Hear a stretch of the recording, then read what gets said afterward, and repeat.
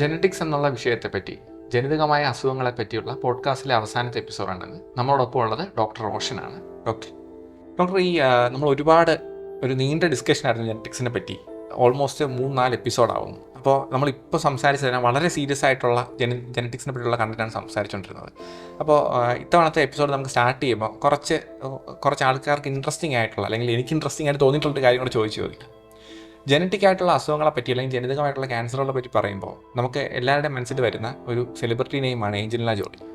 അതായത് ജനിതകമായിട്ടുള്ള ക്യാൻസർ വരാം എന്ന് മനസ്സിലായിക്കൊണ്ട് സ്വന്തം ബ്രസ്റ്റും ഓവറിയും റിമൂവ് ചെയ്തു എന്നുള്ളതാണ് നമ്മളെല്ലാം കേട്ടുള്ള സ്റ്റോറി. അതായത് അപ്പോൾ ജനിതകമായിട്ട് അല്ലെങ്കിൽ ക്യാൻസർ ജനറ്റിക്കായിട്ട് വരാമോ? ആദ്യം നമ്മൾ മനസ്സിലാക്കേണ്ടത് എന്താണ് ക്യാൻസർ എന്നാണ്. അതായത് ഇപ്പോൾ നമ്മുടെ ബോഡിയിലുള്ള, ഞാൻ നേരത്തെ പറഞ്ഞ പോലെ തന്നെ എല്ലാ ബയോളജിക്കൽ ഫങ്ഷൻസും പ്രോട്ടീൻസാണ് ടേക്ക് കെയർ ചെയ്യുന്നത്. അപ്പോൾ നമ്മുടെ ഗ്രോത്ത്, ഒരു സെല്ലിൻ്റെ ഗ്രോത്ത് എവിടെ തുടങ്ങണം, എവിടെ നിൽക്കണം, എല്ലാം നിശ്ചയിക്കുന്നത് ഈ പ്രോട്ടീൻസാണ്.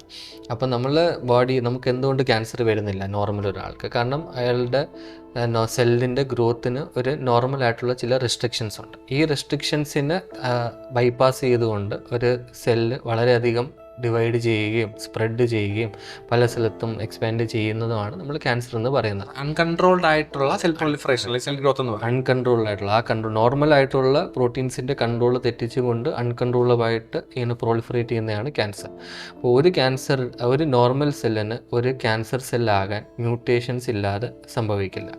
അതായത് നോർമലായിട്ടുള്ള ഈ കൺട്രോൾസ് ഉള്ള പ്രോട്ടീൻസിൽ മ്യൂട്ടേഷൻസ് സംഭവിച്ചിട്ടാണ് ഒരു നോർമൽ സെല്ല് ക്യാൻസർ സെല്ലായിട്ട് മാറുന്നത്. അതുകൊണ്ട് തന്നെ ഇപ്പോൾ നമുക്കറിയാം, ഒരു ക്യാൻസറിനെ ഒരു അക്വയർഡ് ജനറ്റിക് ഡിസീസ്, അതായത് യൂഷ്വലി നമുക്ക് ജനറ്റിക് ആയിട്ടുള്ള അസുഖങ്ങൾ കൺജനിറ്റൽ, അതായത് നമുക്ക് ജനിക്കുമ്പോൾ തന്നെ ഉള്ളതാണ്. പക്ഷേ ക്യാൻസർ നമ്മൾ അക്വയർ ചെയ്യുന്ന, അതായത് പിന്നെ ജനിച്ച് കഴിഞ്ഞിട്ട് അറ്റ് സം പോയിന്റ് നമ്മൾ അക്വയർ ചെയ്യുന്ന ഒരു ക്യാൻസർ, ഒരു ജനറ്റിക് ഡിസീസായിട്ടാണ് ക്യാൻസറിനെ ഇപ്പോൾ കണക്കാക്കുന്നത്. അപ്പോൾ അതുകൊണ്ട് തന്നെ നമുക്ക് എങ്ങനെയാണ് ക്യാൻസർ ഈ സ്പ്രെഡ് ചെയ്യുന്നതെന്ന് പറഞ്ഞാൽ, നമ്മളുടെ ബോഡിയിൽ 10-200ഓളം പ്രോട്ടീൻസ് ഉണ്ട്. ഈ പ്രോട്ടീൻസിൻ്റെ എല്ലാം ജോലി എന്ന് പറയുന്നത് ഇതുപോലെ ഈ സെൽസിനെ ഈ നോർമലായിട്ടുള്ള സെൽ ഗ്രോത്തിൽ റെസ്ട്രിക്റ്റ് ചെയ്ത് കൺട്രോൾ ചെയ്ത് വെക്കുക.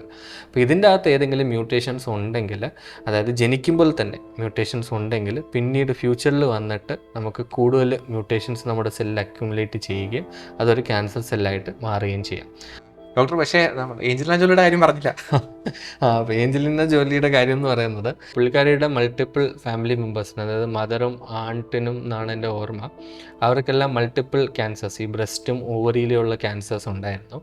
അപ്പോൾ ഇത് നമ്മൾ ടിപ്പിക്കലി കാണുന്ന ഒരു ടൈപ്പ് കോമ്പിനേഷനാണ് HBOC എന്ന് പറയും, അതായത് hereditary breast and ovarian cancers. അതായത് ഒരു ഫാമിലിയിൽ തന്നെ ഇതുപോലെ തന്നെ ഞാൻ നേരത്തെ പറഞ്ഞ പോലെ ചില പ്രോട്ടീൻസിൻ്റെ ഡെഫിഷ്യൻസി ഉണ്ടാവുകയും ആ പ്രോട്ടീൻസിൻ്റെ കുറവ് കാരണം ബ്രസ്റ്റിലും ഓവേറിയിലും കോമൺ ആയിട്ട് ക്യാൻസേഴ്സ് വരാനും സാധ്യതയുണ്ട്. അപ്പോൾ ഇത് ആ സമയത്ത് പുള്ളിക്കാരി ഈ ഫാമിലി ഹിസ്റ്ററി ഉള്ളത് കൊണ്ട് ഒരു ജനറ്റിക് ടെസ്റ്റ് ചെയ്യുകയും അതിൽ BRCA1 വളരെ കോമൺ ആയിട്ട് ഇങ്ങനെ നമ്മൾ കാണുന്ന ഒരു ജീനാണ്, ആ ജീനിൽ ഒരു മ്യൂട്ടേഷൻ ഉണ്ടെന്ന് മനസ്സിലാക്കുകയും അത് കാരണം അവർക്ക് 80%, അതായത് ലൈഫ് ടൈമിൽ എപ്പോഴേലും ഈ ബ്രസ്റ്റും ഓവറിയും ക്യാൻസർ വരാൻ 80% ചാൻസ് ഉണ്ടെന്ന് മനസ്സിലാക്കിയിട്ടാണ് പുള്ളിക്കാരി ആ ബ്രസ്റ്റും ഓവറീസും റിമൂവ് ചെയ്യുന്നത്. അപ്പോൾ ഇതുപോലെ തന്നെ പല ഡിഫറെൻറ്റ് സിൻഡ്രോംസ് ഉണ്ട്. ഇതിപ്പോൾ ഞാൻ നേരത്തെ പറഞ്ഞത് HBOC, hereditary breast and ovarian cancer. ഇതുപോലെ തന്നെ ഹെറിഡിറ്ററി ആയിട്ട് വരുന്ന കോളൻ ക്യാൻസേഴ്സ് ഉണ്ട്, ഹെറിഡിറ്ററി ആയിട്ട് വരുന്ന തൈറോയിഡ് ക്യാൻസേഴ്സ് ഉണ്ട്, പല ടൈപ്പ് ഉണ്ട്. അപ്പോൾ ഇങ്ങനത്തെ ഹെറിഡിറ്ററി ആയിട്ടുള്ള ക്യാൻസറിന് പ്രിവെൻറ്റ് ചെയ്യാൻ വേണ്ടിയിട്ടാണ് ഏഞ്ചലിന ജോലി ആ സർജറി ചെയ്തത്. പക്ഷേ എല്ലാ ക്യാൻസേഴ്സും ഇങ്ങനെ ഹെറിഡിറ്ററി അല്ല. നമ്മളിപ്പം 100 ക്യാൻസർ പേഷ്യൻസിന് എടുക്കുകയാണെങ്കിൽ അതിലൊരു 10% പേർക്ക് മാത്രമേ ഹെറിഡിറ്ററി ആയിട്ടുള്ള ടൈപ്പ് ക്യാൻസേഴ്സ് വരത്തുള്ളൂ. ബാക്കി 90% നമ്മുടെ ലൈഫ് സ്റ്റൈൽ, അതായത് സ്മോക്കിംഗ്, ആൽക്കഹോൾ, അങ്ങനത്തെ അല്ലെങ്കിൽ അൺഎക്സ്പ്ലെയിൻഡ് ആയിട്ടുള്ള കോസസ് ഒക്കെ കാരണമാണ് വരുന്നത്. ഡോക്ടർ, അപ്പോൾ ഡോക്ടർ പറഞ്ഞു വന്നപ്പോഴത്തേക്കും എനിക്ക് മനസ്സിലായത്, ഇപ്പോൾ നമ്മുടെ റീസെൻറ്റ് സ്റ്റഡീസും ഇപ്പോഴത്തെ മെഡിക്കൽ ഡെവലപ്മെൻറ്റ്സും വെച്ചിട്ട് എല്ലാ ക്യാൻസറുകളുടെയും ഏറ്റവും ബാക്ക് എൻഡ് തിരഞ്ഞു പോയി കഴിഞ്ഞാൽ അതിനകത്തൊരു ജീൻ അല്ലെങ്കിൽ ഒരു ജനറ്റിക്സ് ഒളിഞ്ഞിരിപ്പുണ്ട് എന്നാണ് മനസ്സിലായത്. നമ്മൾ പലപ്പോഴും പല OPയിലൊക്കെ വരുന്ന കുറച്ച് അപ്രിഹെൻസീവ് ആയിട്ടുള്ള ആൾക്കാർ, അല്ലെങ്കിൽ ഫാമിലി ഹിസ്റ്ററിയൊക്കെ ഉള്ള ആൾക്കാർ വന്ന് ചോദിക്കുന്ന സംഭവം, ഡോക്ടർ എനിക്ക് ക്യാൻസർ ഉണ്ടോ എന്നൊന്ന് ചെക്ക് ചെയ്യണം, അല്ലെങ്കിൽ തിരിച്ച് എനിക്ക് ക്യാൻസർ ഉണ്ടാവാൻ സാധ്യതയുണ്ടോ എന്ന് അറിയാൻ പറ്റുമോ എന്നൊക്കെ പറഞ്ഞ സംഭവം. അപ്പം ഈ ജനറ്റിക്കായിട്ട് ക്യാൻസർ വരാൻ സാധ്യതയുണ്ടോ, അല്ലെങ്കിൽ ജനറ്റിക് ആയിട്ട് ക്യാൻസർ വരുമോ ഇല്ലയോ എന്ന് ടെസ്റ്റ് ചെയ്യാൻ എന്തെങ്കിലും വഴിയുണ്ടോ? അതെ, അപ്പോൾ ഇപ്പോൾ നേരത്തെ നമ്മൾ പറഞ്ഞ സ്റ്റോറി പോലെ ഈ ആഞ്ചലിന ജോലി എടുത്ത സെയിം ടെസ്റ്റ് നമുക്ക് അവൈലബിൾ ആണ്. അതായത് ആ സമയത്ത് ഈ 2-3 ജീനുകൾ മാത്രമേ നമുക്ക് അറിയത്തുള്ളായിരുന്നുള്ളൂ, അതായത് ഈ ഹെറിഡിറ്ററി ക്യാൻസർ കോസ് ചെയ്യാമെന്ന്. പക്ഷേ ഇപ്പോൾ നമുക്ക് 10-200ഓളം പ്രോട്ടീൻസ് നമ്മൾ കണ്ടുപിടിക്കപ്പെട്ടിട്ടുണ്ട്. ഓരോ പ്രോട്ടീൻസും എന്താണ് അതിൻ്റെ ഫങ്ഷൻസ് എന്നും എങ്ങനെയാണ് ഇത് ക്യാൻസർ കോസ് ചെയ്യുന്നതെന്നൊക്കെ അറിയാം. അപ്പോൾ ഈ 200 പ്രോട്ടീനെ ഒന്നിച്ച് ചെക്ക് ചെയ്യാൻ പറ്റിയ ജനറ്റിക് ടെസ്റ്റ് നമ്മുടെ കയ്യിലുണ്ട്. അതൊരു 25,000 ആണ് അതിൻ്റെ കോസ്റ്റ് വരുന്നത്. ബ്ലഡ് ടെസ്റ്റ് ആണ്, സിമ്പിൾ. റിപ്പോർട്ട് പക്ഷേ ഒരു 1 month 1.5 months എടുക്കും വരാനായിട്ട്. ആ ടെസ്റ്റ് ചെയ്യുമ്പോഴേക്കും ഹെറിഡിറ്ററി ആയിട്ടുള്ള ടൈപ്പ് ക്യാൻസർ വരാമോ എന്നാണ് നോക്കുന്നത്. അഗെയിൻ ഇത് നമ്മൾ സ്ട്രെസ് ചെയ്യേണ്ടതുണ്ട്, പക്ഷേ കാരണം പലരും ഫാമിലി ഹിസ്റ്ററി ഒന്നും ഇല്ലാതെ വന്ന് നമ്മുടെ അടുത്ത് ചോദിക്കാറുണ്ട്, നമുക്ക് ക്യാൻസർ വരാൻ സാധ്യതയുണ്ടോ എന്ന് അറിയാനുള്ള ടെസ്റ്റ് ഉണ്ടോ. അപ്പോൾ നമ്മൾ മനസ്സിലാക്കേണ്ട 90% ക്യാൻസറുകളും ഈ ടെസ്റ്റിൻ്റെ അകത്ത് പിക്കപ്പ് ആകത്തില്ല, മനസ്സിലായത്. പക്ഷേ ഫാമിലിയൽ ടൈപ്പ് ആണെങ്കിൽ ഇതിൻ്റെ അകത്ത് പിക്കപ്പ് ആവും. അപ്പോൾ ഫാമിലിയിൽ ഒരു സിഗ്നിഫിക്കൻ്റ് ആയിട്ടുള്ള ഫാമിലി ഹിസ്റ്ററി ഓഫ് ക്യാൻസേഴ്സ് ഉണ്ടെങ്കിൽ ഈ ടെസ്റ്റ് റെക്കമെൻഡഡ് ആണ്. അല്ലെങ്കിൽ വെറുതെ അപ്രിഹെൻസീവ് ആയിട്ടുള്ളവർക്ക് ഈ ടെസ്റ്റ് ചെയ്ത് നോക്കാം, പക്ഷേ അത്ര ഈൽഡ് ഉണ്ടാവാറില്ല യൂഷ്വലി. ഡോക്ടർ, അപ്പം നമ്മളിപ്പോൾ ഇതുപോലത്തെ ഒരു ജനറ്റിക് ടെസ്റ്റ് ചെയ്തു, ഏതർ ഫാമിലി ഹിസ്റ്ററി എന്ന് പറയുന്ന റീസൺ കാരണം ചെയ്തു, അല്ലെങ്കിൽ ചിലപ്പോൾ അപ്രിഹെൻസീവ് ആയിട്ടുള്ള പേഷ്യൻ്റ് ലോൺ ഡിമാൻഡ് ചിലപ്പം ചെയ്തു. അപ്പോൾ നമ്മൾ ഒരു ഹെറിഡിറ്ററി ആയിട്ടുള്ള ക്യാൻസർ വരാൻ സാധ്യതയുണ്ടെന്ന് മനസ്സിലാക്കി. അങ്ങനെ മനസ്സിലാക്കി കഴിഞ്ഞാൽ എന്താണ് അടുത്ത സ്റ്റെപ്പ്? ഒരു ട്രീറ്റ്മെൻറ്റ് പെർസ്പെക്റ്റീവിലോ അല്ലെങ്കിൽ എന്തെങ്കിലും ചെയ്യാൻ പറ്റുമോ അങ്ങനെ കണ്ടു കഴിഞ്ഞാൽ? അഗെയിൻ നമുക്ക് പല ജനറ്റിക് ഡിസീസ് പോലെ തന്നെയും നമുക്കിപ്പോൾ ജനറ്റിക് ഇങ്ങനെ ഈ ക്യാൻസറിനെ പ്രിവെൻറ്റ് ചെയ്യുന്ന ഏതെങ്കിലും പ്രോട്ടീനിൽ കുറവുണ്ടെന്നോ അല്ലെങ്കിൽ ഡിഫക്റ്റ് ഉണ്ടെന്നോ അറിയുകയാണെങ്കിൽ നമുക്കത് കംപ്ലീറ്റ് ആയിട്ട് ക്യൂർ ചെയ്യാനുള്ള മാർഗം ഇപ്പോൾ ഇല്ല, ഇപ്പോൾ കറൻ്റ്ലി അവൈലബിൾ അല്ല. ജീൻ തെറാപ്പിയോ അല്ലെങ്കിൽ ആ കുറവുള്ള പ്രോട്ടീൻ പുറത്തുനിന്ന് കൊടുക്കുകയോ അതൊന്നും ഇപ്പോൾ പോസിബിൾ അല്ല. പക്ഷേ നമ്മൾ ഏത് പ്രോട്ടീനാണ് ഇങ്ങനെ കുറവുള്ളത് എന്ന് നമുക്ക് മനസ്സിലാക്കിയാൽ ആ പ്രോട്ടീൻ്റെ കുറവ് കാരണം ഏതൊക്കെ ക്യാൻസേഴ്സ് ഏതൊക്കെ ഏജ് ഗ്രൂപ്പിലാണ് വരാൻ സാധ്യതയുള്ളതെന്ന് നമുക്കറിയാൻ പറ്റും. അപ്പം ഇപ്പോഴെന്ന് പറയുന്നത് ഓൾമോസ്റ്റ് എല്ലാ ക്യാൻസേഴ്സും നമുക്ക് ഏർലി ആയിട്ട് ഡിറ്റക്ട് ചെയ്യാനുള്ള ടെസ്റ്റ് അവൈലബിൾ ആണ്. ഏർലി ആണെങ്കിൽ കംപ്ലീറ്റ്ലി ക്യൂറേറ്റീവായിട്ട് ട്രീറ്റ് ചെയ്ത് മാറ്റാനും പറ്റും. അപ്പോൾ നമ്മൾ ചെയ്യുന്നതെന്ന് പറഞ്ഞാൽ, ഇപ്പോൾ നമുക്കൊരു പർട്ടിക്കുലർ ജീനിലെ മ്യൂട്ടേഷൻ നമ്മൾ കണ്ടുപിടിക്കുകയാണെങ്കിൽ ആ മ്യൂട്ടേഷൻ കാരണം വരാവുന്ന ആ ഏജ് ഗ്രൂപ്പിലുള്ള ക്യാൻസേഴ്സ് ഏതൊക്കെയാണെന്ന് വെച്ചാൽ അതിന് വേണ്ടിയിട്ടുള്ള 6 monthly ടെസ്റ്റ് നമ്മൾ അവർക്ക് പ്രിസ്ക്രൈബ് ചെയ്യും. അപ്പോൾ 6 months ഒരിക്കൽ വരണം, എന്നിട്ട് ഈ ടെസ്റ്റ് നമ്മൾ ചെയ്തുകൊണ്ടിരിക്കും. ഇൻ കേസ് ഏതെങ്കിലും ക്യാൻസേഴ്സ് വരുവാണെങ്കിൽ അത് ഏർലി സ്റ്റേജിലോ അല്ലെങ്കിൽ ഈവൻ ക്യാൻസറായി മാറുന്നതിന് മുമ്പ് തന്നെയോ അതിനെ കണ്ടുപിടിച്ചിട്ട് അതിനൊപ്പം തന്നെ ട്രീറ്റ് ചെയ്യാനായിട്ട് നമുക്ക് സാധിക്കും. അതായത് ഇപ്പോൾ ഈ പറയുന്ന ടെസ്റ്റുകൾ വെച്ചിട്ട് ഇപ്പം കുടലിലാണ് അല്ലെങ്കിൽ ബ്രസ്റ്റിലോ ഓവറിയിലോ വരാൻ സാധ്യത ഉണ്ടെന്ന് മനസ്സിലാക്കിയാൽ ആ ഓർഗൻ സ്പെസിഫിക് ആയിട്ടുള്ള നമ്മൾ സ്ക്രീനിങ് ആയിട്ട് നമ്മൾ ചെയ്തുകൊണ്ടിരിക്കും. ഏർലി ആയിട്ട് തന്നെ നമ്മൾ ഡിറ്റക്ട് ചെയ്തിട്ട് അതിനെ ട്രീറ്റ് ചെയ്യും. വളരെ ഏർലി ആയിട്ട് കണ്ടുപിടിച്ച് കഴിഞ്ഞാൽ മിക്കവാറുള്ള ക്യാൻസേഴ്സ് ഒരു ക്യൂറേറ്റീവ് ലെവൽ തന്നെ കംപ്ലീറ്റ് ആയിട്ട് ട്രീറ്റ് ചെയ്ത് മാറ്റണം. നമ്മൾ ലേറ്റ് ആകുമ്പോൾ അല്ലെങ്കിൽ അറിയാതെ ലേറ്റായിട്ട് വരുന്ന കണ്ടീഷൻസ് അല്ലെങ്കിൽ സിംറ്റമാറ്റിക് ആയതിനു ശേഷം വരുന്ന കണ്ടീഷൻസ് ആണ് ട്രീറ്റ് ചെയ്യാനായിട്ട് പറ്റും. ഇത് നമ്മൾ നേരത്തെ അത് ടെസ്റ്റ് ചെയ്യുമ്പോൾ സിംറ്റമാറ്റിക് ഒക്കെ ആകുന്നതിന് മുമ്പ് തന്നെ ഏർലി സ്റ്റേജിൽ നമുക്ക് പിക്ക് ചെയ്ത് തന്നെ ട്രീറ്റ് ചെയ്യാൻ പറ്റും. ഡോക്ടർ, പലപ്പോഴും ഇപ്പോൾ ക്യാൻസർ ഡയഗ്നോസ് ചെയ്ത് കഴിഞ്ഞാൽ, ഇപ്പോൾ എക്സാമ്പിൾ ലങ്സിലൊരു ക്യാൻസർ ഉണ്ട് എന്നൊക്കെ മനസ്സിലാക്കി കഴിഞ്ഞാൽ ഇപ്പോൾ പലരും വളരെ സ്പെസിഫിക് ആയിട്ടുള്ള ചില സ്പെഷ്യൽ ടെസ്റ്റുകൾ, അതായത് ചിലപ്പോൾ 1 മാസം വരെയൊക്കെ എടുക്കും റിപ്പോർട്ട് വരാൻ എന്നുള്ള പാകത്തിലുള്ള ചില ടെസ്റ്റുകൾ, NGS പോലത്തെ ടെസ്റ്റുകൾ ഡോക്ടേഴ്സ് പ്രിസ്ക്രൈബ് ചെയ്ത് കാണാറുണ്ട്. കുറേ ഡോക്ടേഴ്സ് പേഷ്യൻസ് അഫോർഡ് ചെയ്യില്ല എന്ന് വിചാരിച്ച് ചെയ്യാത്ത ആൾക്കാരും ഉണ്ട്. അതായത് ഒരു പരിധി വരെ ഇപ്പോൾ ചെയ്ത് തുടങ്ങുന്നുണ്ട്, ഒരുപാട് പേര് ചെയ്യുന്നുണ്ട്. പക്ഷേ ഒരു സമയം വരെ പേഷ്യൻസ് ചിലപ്പോൾ ചെയ്യില്ല എന്ന് വിചാരിച്ചിട്ടുള്ള ട്രീറ്റ്മെൻറ്റ് ചെയ്യുന്നുണ്ട്. പക്ഷേ അറ്റ് ദ സെയിം ടൈം ഇപ്പോൾ ഒരുപാട് പേര് ഈ ടെസ്റ്റുകൾ അയക്കാറുണ്ട്.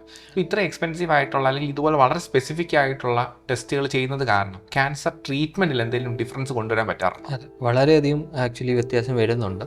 ഇതൊരു ലാസ്റ്റ് 5 yearsലാണ് ഇത്രയധികം ഡെവലപ്പ് ചെയ്തത് ഈ ഫീൽഡ്. ഇതൊരു ജനറ്റിക്സിൻ്റെ ഒരു സെപ്പറേറ്റ് ഫീൽഡായി തന്നെ ഇത് മാറിയിട്ടുണ്ട്. പ്രിസിഷൻ ഓങ്കോളജി എന്നാണ് ഇത് പറയുന്നത്.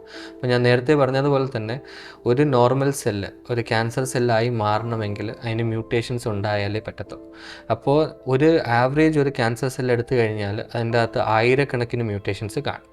പക്ഷേ അതിൽ 1-2 മ്യൂട്ടേഷൻസ് ആയിരിക്കും മേജർ മ്യൂട്ടേഷൻസ്. അതാണ് ഡ്രൈവർ മ്യൂട്ടേഷൻ. അതായത് ഈ ക്യാൻസറിൻ്റെ അഗ്രസീവായിട്ടുള്ള ഗ്രോത്തും ആ ക്യാൻസറിൻ്റെ സ്പ്രെഡും എല്ലാം മെയിനായിട്ട് ഡ്രൈവ് ചെയ്യുന്നത് 1-2 മ്യൂട്ടേഷൻസ് ആയിരിക്കും.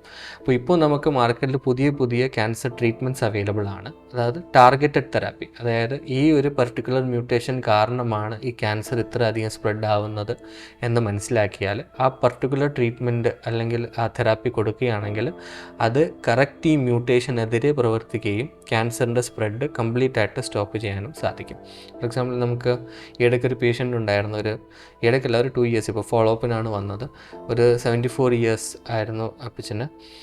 ലങ് ക്യാൻസർ ആയിരുന്നു, സ്റ്റേജ് 4 ആയിരുന്നു, ബ്രെയിൻ മെറ്റാസ്റ്റാസിസും സ്പൈനൽ എല്ലാ മെറ്റാസ്റ്റാസിസും ഉണ്ടായിരുന്നു. അപ്പോൾ ഇങ്ങനെ ഒരു 5 വർഷം മുമ്പാണെങ്കിൽ ഇങ്ങനത്തെ ഉള്ള ഒരു സ്റ്റേജ് 4 മെറ്റാസ്റ്റാറ്റിക് ലങ് ക്യാൻസർ ആണെങ്കിൽ നമുക്കൊരു 3 to 6 months ആണ് മീൻ സർവൈവൽ. അതായത് ഒരു 6 മാസത്തിനുള്ളിൽ നമുക്ക് മരണം സംഭവിക്കാതെ.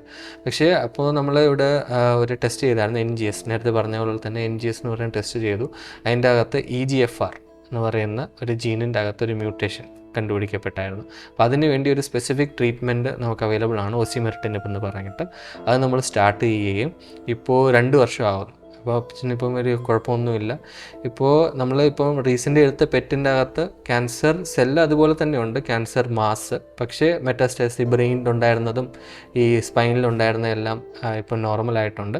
പക്ഷേ മെയിൻ ക്യാൻസർ അങ്ങനെയുണ്ട്. പക്ഷേ അതിൻ്റെ സ്പ്രെഡും അതിൻ്റെ വേഴ്സനിങ്ങും പ്രോഗ്രസ്സും എല്ലാം കംപ്ലീറ്റ് ആയിട്ട് സ്റ്റോപ്പ് ചെയ്യാൻ നമുക്ക് സാധിച്ചിട്ടുണ്ട്. ഇപ്പോൾ 2 years കഴിയുന്നു. ഇത് പറഞ്ഞപ്പോഴാണ് ഞാൻ ഓർത്തത്, എൻ്റെ ഒരു ഫ്രണ്ടിൻ്റെ മദറിന് ഇതുപോലെ ഒരു അഡ്വാൻസ്ഡ് ലങ് ക്യാൻസർ വന്നിട്ട് വേറെ ഒരു ട്രീറ്റ്മെൻറ്റും ഇല്ല. അതായത് അത് തലയിൽ നിന്ന് കഴുത്ത് വഴി താഴേക്ക് വരുന്ന രക്തക്കൊഴലിന് ഞെരുക്കുന്നത് കാരണം മുഖത്തൊക്കെ നീര് വരുന്ന ഒരു സ്റ്റേജിൽ സുപ്പീരിയർ വീനക്കാവ ഒബ്സ്ട്രക്ഷൻ ഉണ്ടായിരുന്നു.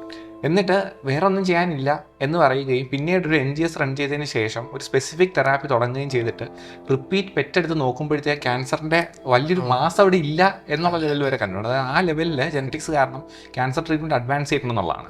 അതെ. അതിപ്പം നമ്മൾ പറയുന്നതെന്ന് പറഞ്ഞാൽ 50% ക്യാൻസർ പേഷ്യൻസിനും നമ്മൾ ജനറ്റിക് ടെസ്റ്റ് എന്തെങ്കിലും രീതിയിൽ അയക്കാറുണ്ട്. ഇപ്പം നമ്മൾ പറഞ്ഞത് ട്രീറ്റ്മെൻറ്റിന് വേണ്ടിയിട്ടുള്ള ജനറ്റിക് ടെസ്റ്റാണ്. ഇതല്ലാതെ എത്രത്തോളം തിരിച്ച് റിക്കറൻസ് റിസ്ക്, വീണ്ടും ക്യാൻസർ വരാനുള്ള റിസ്ക് എത്രയുണ്ടെന്ന് കണ്ടുപിടിക്കാൻ വേണ്ടിയിട്ടുള്ള ജനറ്റിക് ടെസ്റ്റ് ഉണ്ട്. പിന്നെ പ്രോഗ്നോസിസ്, അതായത് ഇന്നിപ്പം ഒരു ക്യാൻസർ നമ്മൾ കണ്ടുപിടിച്ചു, പക്ഷേ ഇത് കാരണം എത്രത്തോളം സിവിയർ ക്യാൻസറായി മാറാം അതങ്ങനെ കണ്ടുപിടിക്കാനുള്ള പ്രോഗ്നോസ്റ്റിക് സ്കോറിങ്ങിനുള്ള ജനറ്റിക് ടെസ്റ്റ് ഉണ്ട്. അങ്ങനെ പലതരം ജനറ്റിക് ടെസ്റ്റും ഇപ്പോൾ അവൈലബിൾ ആണ്. ഇത്രയും കാലം നമ്മൾ കഴിഞ്ഞൊരു 10-20 വർഷത്തിന് നമ്മൾ ക്യാൻസർ എന്ന് കേൾക്കാൻ ഭയക്കുന്നതിന് തന്നെ ഒരു മെയിൻ കാരണം കീമോതെറാപ്പി, അതിൻ്റെ സൈഡ് ഇഫക്റ്റ് അതെല്ലാമാണ്. അതിൻ്റെ കാരണം എന്ന് പറയുന്നത് നമ്മൾ കീമോതെറാപ്പി അല്ലെങ്കിൽ റേഡിയേഷൻ തെറാപ്പി എടുക്കുകയാണെങ്കിൽ ക്യാൻസർ സെല്ലിനോടൊപ്പം തന്നെ നമ്മുടെ നോർമലായിട്ടുള്ള സെല്ലുകളെ അഫക്റ്റ് ചെയ്യും. അതാണ് അതിൻ്റെ ഒരു മേജർ ആയിട്ടുള്ള ഡിസഡ്വാൻറ്റേജ്. പക്ഷേ നമുക്ക് ആ സമയത്ത് അതേ അവൈലബിൾ ആയിട്ടുള്ളൂ. പക്ഷേ ഇതിൻ്റെ ഒരു നെക്സ്റ്റ് സ്റ്റേജ് എന്ന് പറയുന്നതാണ് ഈ ടാർഗറ്റഡ് ആയിട്ടുള്ളത്. കാരണം ക്യാൻസർ സെല്ലുകളിൽ മാത്രമേ ഈ മ്യൂട്ടേഷൻസ് കാണത്തുള്ളൂ, നോർമൽ സെല്ല് കാണത്തില്ല. അപ്പോൾ അതിനെ നമ്മൾ ടാർഗറ്റ് ചെയ്ത് ട്രീറ്റ് ചെയ്യുകയാണെങ്കിൽ ബാക്കി നോർമലായിട്ടുള്ള സെല്ലിനെ അഫക്റ്റ് ചെയ്യാതെയും സൈഡ് എഫക്ട്സ് അധികം ഇല്ലാതെയും ചെയ്യാം. അതേ കൺസെപ്റ്റിൽ തന്നെയാണ് CAR-T, നമ്മൾ നേരത്തെ പറഞ്ഞതുപോലെ CAR-T സെൽസും വർക്ക് ചെയ്യുന്നത്. പക്ഷെ എനിക്ക് തോന്നുന്നു കുറച്ചുകൂടെ ഈ ടെസ്റ്റുകളാണെങ്കിലും ഈ ട്രീറ്റ്മെന്റ് ആണെങ്കിലും കുറച്ചുകൂടെ എക്സ്പെൻസീവ് ആണെന്ന് തോന്നുന്നു അല്ലേ? അത് ഇതുപോലെ തന്നെയാണ്. നമ്മൾ നേരത്തെ പറഞ്ഞ പല ടെസ്റ്റ്, ഇപ്പോൾ 15-20,000 പറഞ്ഞ ടെസ്റ്റും 5 years മുമ്പ് ഒരു 45-50,000 ആയിരുന്നു. അപ്പോൾ അതിൻ്റെ റേറ്റ്സും കുറഞ്ഞ് വരുന്നുണ്ട്. ഈവൻ നമ്മൾ ഈ ടാർഗറ്റ് തെറാപ്പീസും പലതും ഇപ്പം 5 ലക്ഷം രൂപ പെർ മന്ത് അങ്ങനെയൊക്കെയാണ്. പക്ഷേ അതും അഗെയിൻ ഒരു 4 lakhs പെർ മന്ത് ഒരു 5 years ബാക്ക് ആയിരുന്നതിൻ്റെ എല്ലാം ഇപ്പോൾ ഒരു 1.5 lakhs പെർ മന്ത് അങ്ങനെ വന്നിട്ടുണ്ട്. അതെ. ഇതെന്തായാലും ടൈം അനുസരിച്ച് വീണ്ടും കുറഞ്ഞു വരികയും ടെസ്റ്റിന്റെ കോസ്റ്റും കുറഞ്ഞു വരികയും എല്ലാ പേഷ്യൻസിനും ഇത് യൂസ് ചെയ്യാൻ പറ്റുന്ന ലെവലിലേക്ക് എത്തും അല്ലേ ഒരു സമയം? എന്തായാലും എത്തി. ഓക്കെ ഡോക്ടർ, നമുക്ക് ഈ ഒരു പോഡ്കാസ്റ്റ് സീരീസ് നമുക്ക് ഇവിടെ അവസാനിപ്പിക്കാം. പക്ഷേ ഡോക്ടറിനെ വെറുതെ ഇവിടെ ഉദ്ദേശിച്ചിട്ടില്ല, നമുക്ക് വേറൊരു അവസരത്തിൽ വീണ്ടും കാണാം.